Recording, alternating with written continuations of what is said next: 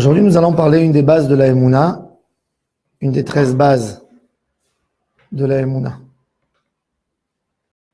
Le Talmud de Jérusalem nous dit que Korach était un kofer dans la Torah, Minhaya. Korach était un kofer. Pourquoi Korach était un kofer? Déjà, il faut comprendre Korach, dans quelle situation il vit. Pas oublier, on dit Korach était très très riche. D'où est venue la richesse de Korach? Quand Moshe Rabbeinu voulait sortir d'Égypte, il s'est rappelé de la promesse de ne pas quitter l'Égypte sans faire sortir Yosef Hatzadik. Les Égyptiens, qu'est-ce qu'ils ont fait pour que les Bénis Israël ne sortent pas d'Égypte? Ils ont pris le cercueil de Yosef, ils l'ont scellé dans du plomb et ils l'ont posé dans le Nil. Au milieu du Nil, avec les conditions de l'époque, veulent faire sortir le cercueil. Tu ne peux pas faire sortir.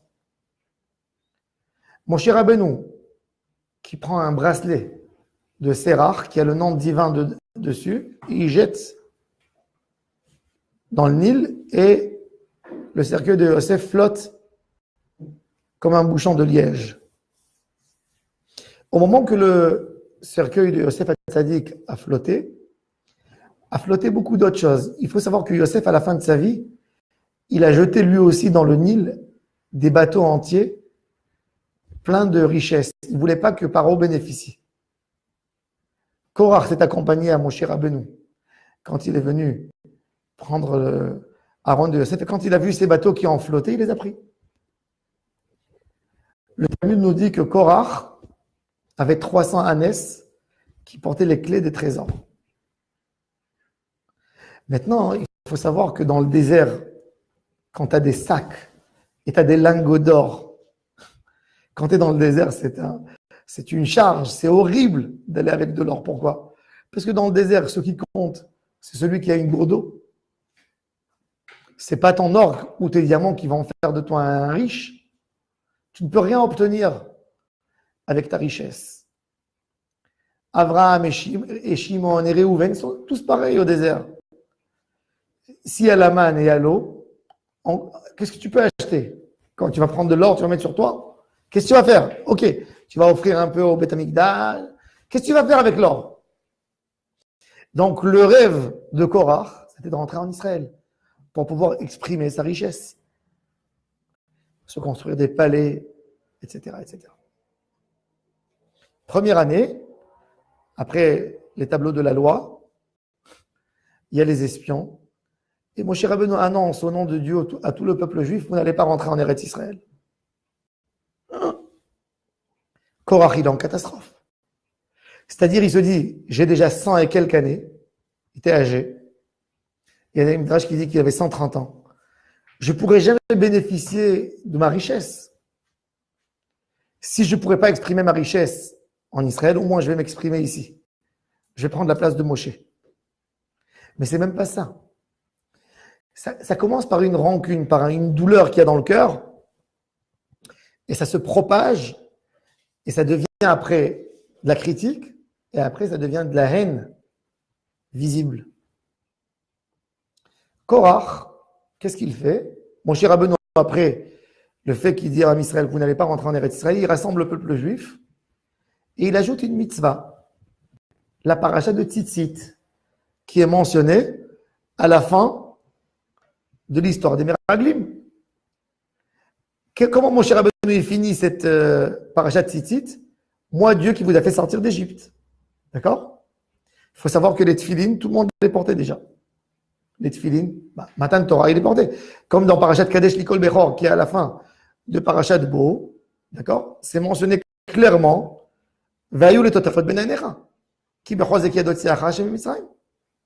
Il faut le garder, il faut le mettre dans la parachat des tefilines.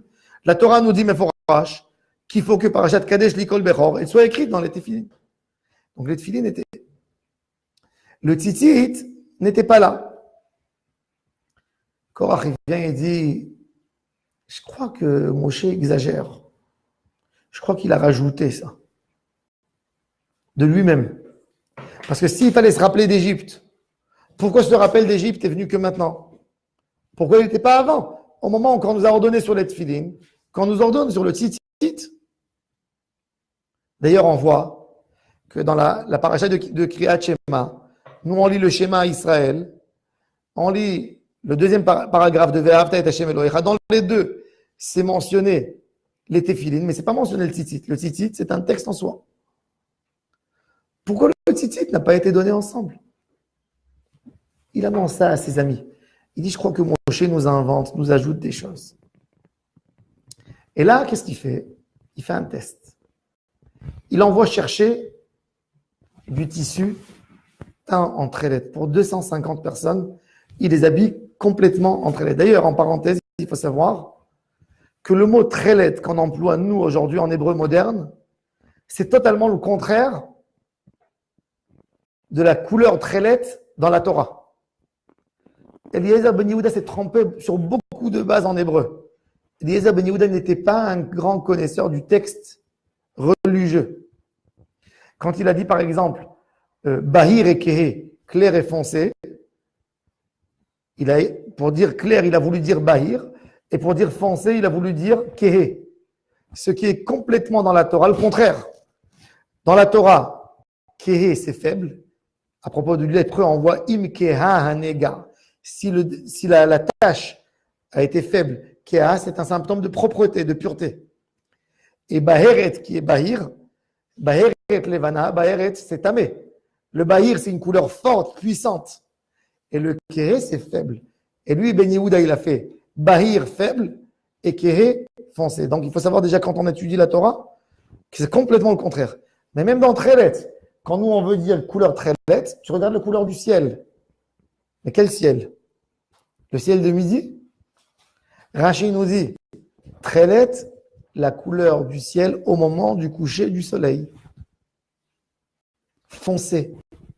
C'est pour ça que le Trélet, que vous voyez chez les Breslev qui mettent, ce n'est pas une couleur claire, c'est une couleur bien foncée. C'est presque un turquoise, qui est une couleur foncée. Donc, Korach va habiller les gens en djellaba turquoise. Il s'approche de Moshe Rabbeinu. Il dit, Moshe, est-ce qu'un habit, ce tissu de turquoise, il est chayav betzitzit ou il n'est pas tour de tzitzit? Et Moshe lui dit, oui mon fils, il est chayav betzitzit. Il faut savoir que Korach, il a essayé d'attraper Moshe que sur le terrain de la halacha. Au terrain personnel, Moshe était l'homme le plus doux du monde. Impossible. Moshe, quand sa sœur lui parle du Lachon Hara, il lui fait des remarques, il va prier pour elle. Moshe, tu pouvais l'écraser, c'était l'homme le plus humble du monde. Donc tu ne pouvais jamais te disputer avec lui. S'il y avait quelqu'un qui allait chez Moshe Rabbeinu lui dit, tu es une sale personne, tu es un machin, Moshe ne disait rien du tout. Donc Korach ne pouvait pas l'affronter sur ça. Il voulait amener Moshe à la colère par un débat halachique. Donc il lui dit, dis-moi, le tzitzit, alors il est chayav betrelet. Il lui dit, oui, il est chayav, il faut mettre les petits limes trelet. Il lui dit, quelle est la logique? Pour se rappeler d'Hachem, ou que je regarde mon habit, je me rappelle d'Hachem. Je suis en turquoise complètement. Moshe lui a dit, ta logique est bonne, mais ce n'est pas ça ce que Hachem a dit. Non, ça n'existe pas. La Torah, c'est une logique. Une chambre où il y a des siffrets Torah, elle a besoin de mettre une mezouza? Il lui dit oui. C'est une chambre où tu habites? Non, il lui dit. Une mezouza, c'est une paracha de la Torah. J'ai un sefer Torah entier. Pourquoi j'aurais besoin de la mezouza? T'as inventé. Et pourquoi j'ai inventé? Moshe lui dit, quel est l'intérêt? Tu dois avoir des intérêts dans la teinture, dans d'autres choses. Quand tu casses l'autorité de Moshe Rabbeinu par rapport à la Torah, tu peux casser toute la Torah. Moi, je dis toujours, pourquoi Hachem, il a puni tellement grave Moshe Rabbeinu quand il a frappé le rocher au lieu de lui parler? En réalité, ça ne change rien dans le miracle. Si je frappe à un rocher, il fait sortir de l'eau où je lui parle. C'est pareil, le miracle. Mais Akadosh Baruch Hu, il a voulu montrer que quand Moshe a changé la phrase, il a été tout de suite puni. Pour ne pas mettre un doute dans Am Israël que peut-être Moshe a ajouté quelque chose d'autre, où il y a eu la plus petite transformation. Alors Akadosh Baruch Hu a puni Moshe de la manière la plus plus sévère pour quelque chose qui n'est même pas une mitzvah, qui n'a pas fait exactement ce que Dieu a dit pour montrer l'authenticité de la Torah que Moshe Rabbeinu nous a donnée. C'est-à-dire, juste parce c'est pas qu'il a changé, c'est qu'au moment de stress, il a fait. Mais Akadosh Baruch Hu ne peut pas donner le symbole de la Torah, de notre Torah. C'est que Moshe n'a rien changé, parce que si je dis aujourd'hui que Moshe a changé quelque chose à propos du tzitzit, demain je vais dire, mais pourquoi tu ne dirais pas qu'il a changé quelque chose par rapport au Shabbat, par rapport au kasher, par rapport au sacrifice Alors je casse toute la Torah. La base de la destruction de la Torah, c'est la réforme. C'est que si je dis, c'était pas d'actualité, notre Torah, on sait qu'elle existe jusqu'à la fin des temps, c'est divin. Donc il ne peut pas y avoir, c'est pour ça que le Rambam nous dit dans les 13 bases de la Torah, Torah netuna mina shamaim, par Moshe. Il n'y a rien qu'il a ajouté de lui-même. Korach est venu détruire cette base. C'est pour ça que la punition de Korach était la punition la plus terrible.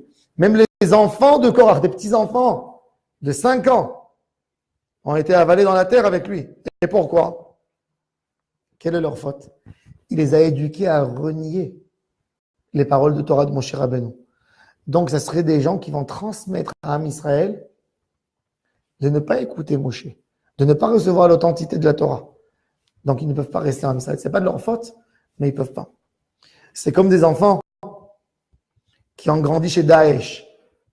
On leur a appris depuis l'âge de 3 ans à couper des têtes. Ces enfants-là, c'est la catastrophe de l'Europe.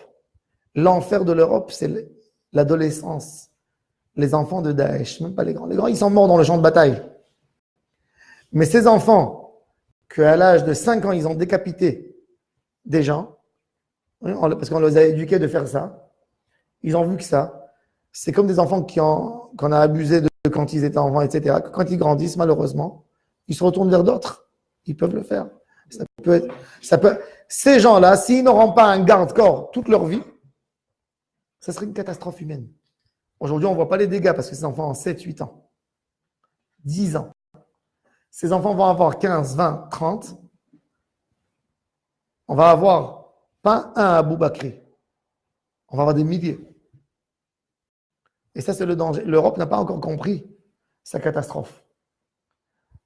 Aujourd'hui, ils ont pitié de tous les clandestins qui viennent. Sans aucune modération, ils ont fait rentrer en Allemagne 1 million de personnes qu'on ne sait pas leur source. Il y a des milliers de cellules en Europe, oui, de terrorisme. Bon, ça, c'est en parenthèse. Mais c'est des gens, tu ne peux pas les soigner. Si tu n'amènes pas un gardien tout le temps, tu ne peux pas, impossible à la société de garder ces gens. Et c'est ça ce que Korach a fait pour détruire, mon cher Noé. C'est pour ça que, quelque part, Korach, il est vrai que Korach admirait Dieu. Il voulait être Cohen. Il voulait servir Dieu. Ça veut dire, c'est venu d'un endroit très kadosh en lui, de vouloir servir Hachem. Mais il y a eu, évidemment, qu'il y a eu un peu de gava là-dedans. Il y a eu une envie de se faire montrer. Il y a eu une envie d'exprimer sa grandeur, sa richesse, sa sagesse. Mais les conséquences ont été très douloureuses. Parce que quand il est rentré déjà dans la colère et dans la machlo qui était dans le débat, il est arrivé quelque part à contredire les bases de la croyance juive. Les shlosh esrei ikarim. Et quelque part, quand quelqu'un il est kofer, si quelqu'un il dit, j'accepte, mais je dis cette mitzvah, mon cher Rabbeinu, c'est lui qui l'a inventé. Il a toute une théorie là-dessus. Cet homme, on n'a pas le droit de boire son vin. C'est un Nesser. C'est un idolâtre. C'est Oved Avodah Zara. Et c'est pour ça que le Talmud de Jérusalem nous dit, sur Korach Minhaya, il était épicorès. De là, on voit une grande base dans la Avodat Hashem. Comment il faut s'effacer au Tzadik à Emet. Korach était une très grande personnalité. C'était un des porteurs de l'arche. Il faut savoir que le Kohen Gadol, quand il rentre une fois par an, même dans le deuxième temple, c'était même pas devant l'arche. L'arche n'était plus là. L'arche était déjà cachée. Mais rien qu'il rentrait dans le Kodesh HaKodashim, l'endroit où l'arche était posée quelques centaines d'années avant, et il pensait une pensée. Par exemple, sa femme lui a dit, quand tu rentres, aie une pensée pour un chidour, pour ton neveu, par exemple. Et il pensait sur son neveu et pas sur toi, un Israël, il mourait. À tel point que dans le deuxième temple, on mettait des anneaux au pied des Kohanim d'Olive. Peut-être il mourait parce qu'il y a eu quelques fois que le Kohen Gadol est mort dans le Kodesh HaKodashim. Maintenant, on est pour le tirer. Maintenant, c'est même pas ça. Lui, il rentre 5 minutes. Imagine-toi Korach, qui est porteur de l'arche au moment du déplacement des Bnei Israël. Il est porteur de l'arche. C'est pas qu'il se met devant l'arche pour prier. Il est porteur de l'arche, chef du Sanhédrin. Mais il n'a pas voulu s'effacer au tzaddik. La base de la Torah, c'est de s'effacer à l'enseignement de ton Rav. Si toi, tu mets ton Rav en cause, alors mets toute la Torah en cause, mets Hachem en cause. On peut être tzaddik gamour, mais quand on ne veut pas s'effacer au Hémet, on a une idée, on a perdu notre vie. Et ça, on voit, et ça, c'est cette histoire de Korach, le chef du Sanhédrin, le porteur du Aaron. Regardez où il est arrivé. Il est arrivé à être avalé vivant dans la terre. Et c'est pas ça, mais c'est un tzaddik. Au fin fond de lui, c'est quelqu'un qui a voulu servir Hachem. Je dis toujours que les 250 qui ont lutté, qui voulaient prendre la Keuna, ils sont venus avec les poils.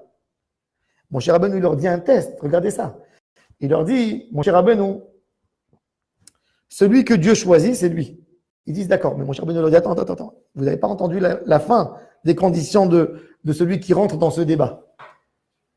Quand tu te présentes candidat pour être Premier ministre ou maire d'une ville, tu as mis ton argent, tu as investi, tu as réussi. Tu n'as pas réussi, tu rentres chez toi. Évidemment que quelques jours, tu as honte de sortir dans la rue. Mais là, moi, je leur dis, c'est pas comme ça. Vous avez réussi, vous êtes Kohen Gadol, mais vous n'avez pas réussi, vous allez de là au cimetière. Maintenant, si on calcule, il y a 251 personnes. C'est-à-dire que si on regarde ça en pourcentage, ça signifie 0,4% pour être élu. 99,6% de mourir. De mourir. Je n'arrive pas à croire un homme dans le monde qui serait d'accord de se présenter pour une présidentielle à ces conditions.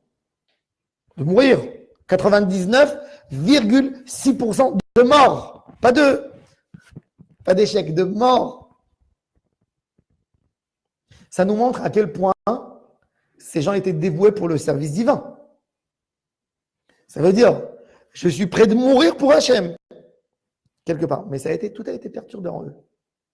Parce qu'ils n'ont pas eu la notion de l'Aïd Batlout au tzaddik. Donc tu peux voir des gens, qu'en soi, ça peut être des gens tzaddikim, des gens qui aiment Dieu, mais que toute leur vie a été perturbée parce qu'ils n'ont pas su s'effacer au message du tzaddik de la génération. Et c'est pour ça, nous on croit, tu dirais, j'ai la Torah, qu'est-ce que j'ai besoin des tzaddikim? Il y a beaucoup de gens, malheureusement, parmi nous, on a entendu des gens qui te disent, moi j'ai ma Torah, j'ai mon Shulchan Aruch, je pratique mon tzitzit, je mets mes tefilin, je fais ma tefila. Qu'est-ce que j'ai besoin d'avoir un rave, d'être collé à un tzaddik? Pourquoi j'ai besoin d'être collé à un tzaddik? Qu'est-ce qui n'est pas bon dans mon service à Hachem si j'ai ma Torah? C'est exactement ce qu'il a fait Korach. Korach, il a dit, on n'a pas besoin de vous comme intermédiaire, il a dit à Moshe Rabbeinu. Et quand on commence avec ça, tu sais où tu as placé, mais tu ne sais jamais où tu vas finir. Finalement, Korach a fini sous la terre.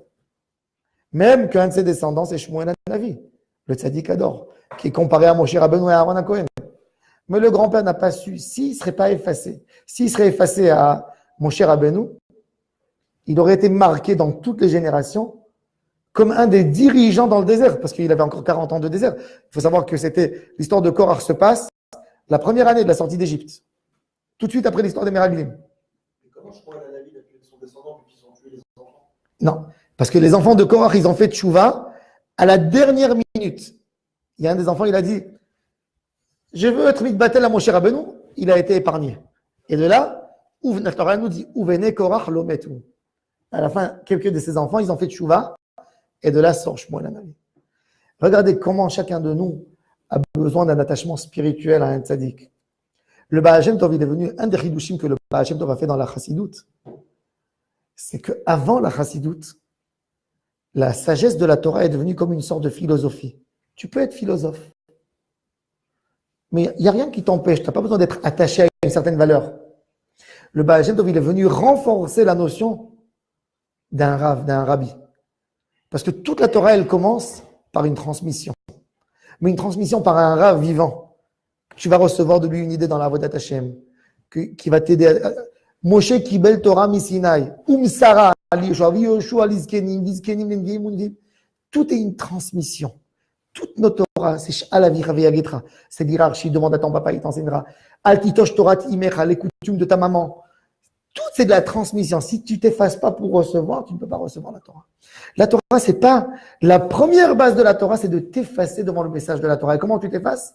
Quand tu reçois de ton Rav. Hachem Izaki Otano. Qu'on soit toujours collé à des tzadikés émet, qu'on se rapproche à Hachem Yitbarach. Baruch Adonai Le'olam. Amen. Amen.